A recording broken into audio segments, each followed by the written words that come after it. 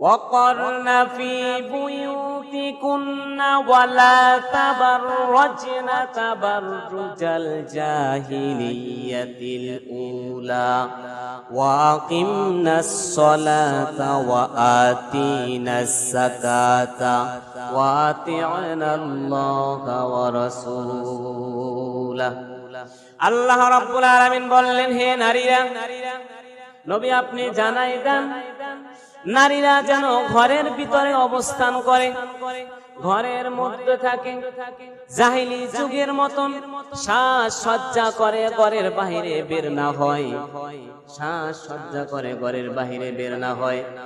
ঘরের বাইরে যদি বের হতে হয় পর্দা সহকারে যেন বের হয়। ঘরের মধ্যে অবস্থান করতে বলেন, সালাত কায়েম করতে বলেন, ওয়াতিআনাল্লাহ ওয়া রাসূলা, যাকাত দিতে বলেন, আল্লাহর এবং আল্লাহর রাসূলের আইন মান্য গণ্য করে থাকতে বলেন। জোরে বলুন সুবহানাল্লাহ, আরো জোরে বলুন না সুবহানাল্লাহ। এখন কি আমাদের সেই এখন বর্তমান সমাজ আমরা কি সেটা দেখতে পাই? মনে করেন হাজার কি একজন দেখতে পাই যে পর্দা সহকারে বের হয়েছে, আবার পর্দা করে, বোরকা পরে, ফেস খোলা থাকে। আচ্ছা আপনারা বলেন, নারীদের মূল আকর্ষণ হচ্ছে তার ফেস। কোন পুরুষ যদি কোন নারীর দিকে তাকায় তাহলে প্রথমেই তাকায় ফেসের দিকে। কথা বলেন ঠিক কিনা? কথা কয় না যুবক ভাইরা, কথা বললাম ঠিক কিনা? যদি কোন পুরুষ কোন নারীর দিকে তাকায় তখন সর্বপ্রথম তার চোখ যায় ফেসের দিকে, তার ফেসটা কেমন লাগে। এখন সেই ফেস খোলা, মুখমণ্ডল খোলা, অথচ বোরকা পরা, শরীর আবৃত করে ডেকে বের হইতে বলছেন। আল্লাহ রাব্বুল আলামিন বললেন, তোমরা যখন বাহিরে বের হবা শরীরকে এমন ভাবে আবৃত করবা যাতে কোনো বখাটে ছেলে, কোনো শয়তান তোমার দিকে উকি ঝুঁকি মেরে তাকাইতে না পারে। তোমাকে দেখে যত বাবির মতন মনে না হয়, যেন খালাম্মার মতন মনে হয়। খালাম্মাকে কেউ কুপ্রস্তাব দিতে পারে না, চাচি আম্মাকে কেউ কুপ্রস্তাব দিতে পারে না।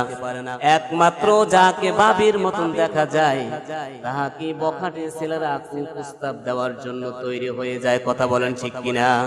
কথাগুলো বুঝবেন। এমন ভাবে তোমরা বের হও, শরীরকে আবৃত করে বের হও। এখন আমরা শরীর আবৃত করি এমন ভাবে, একটা ওড়না যদি আমরা পরি, কিছু আছে ওড়নাটা এক সাইড দিয়ে ফালাই দেয়, আর এক সাইড ফাঁকা।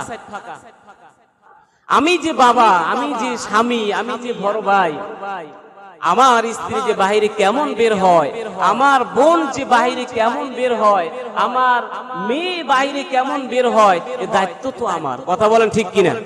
এক এক জায়গায় তো এক একজনের দায়িত্ব। যখন বাবার আন্ডারে ছিল তখন বাবার দায়িত্ব, যখন বাবা নাই বড় ভাইয়ের আন্ডারে দায়িত্ব ছিল তখন বড় ভাইয়ের দায়িত্ব, যখন স্বামীর ঘরে গেছে তখন তো স্বামীর দায়িত্ব। এ দায়িত্ব কি আর একজনের? দায়িত্ব কার? যার দায়িত্ব তার কাছে। আল্লাহ রাব্বুল আলামিন বললেন, ইয়া আইয়ুহান নাবিয়্যু কুল লিআসওয়াজিকা ওয়া বানাতিকা ওয়া নিসাইল মুমিনিনা ইউদুনিনা আলাইহিন্না মিন জালাবিবিহিন যালিকা আদনা আইয়ুরাফনা ফালা ইউযাইন ওয়া কানাল্লাহু গফুরুর রহিমা। হে নবী আপনার স্ত্রীদেরকে জানাই দেন, হে নবী আপনার কন্যাদেরকে জানাই দেন, হে নবী আপনার মুমিন নারীদেরকে জানাই দেন। এই জানাই দেন শব্দটা শুধু নবীর পরিবারের জন্য নয়, সমস্ত মুসলিম উম্মাদের জন্য আল্লাহ রাব্বুল আলামিন জানাই দিলেন। নবীজির মাধ্যমে নবীর উপরে ওহী নাযিল করে জানাই দিলেন, হে নবী আপনার স্ত্রীদেরকে জানাই দেন, কন্যাদেরকে জানাই দেন, মুসলিম মুমিন নারীদেরকে জানাই দেন, তারা যেন চাদর আবৃত করে, চাদরকে শরীরকে ঢেকে মাথার উপর থেকে চাদর ঝুলিয়ে দিয়ে বাইরে বের হয়। ওয়া কানা আল্লাহু গফুরার রহিমা, এটা অত্যন্ত আল্লাহ রাব্বুল আলামিন ক্ষমাশীল করুণাময়।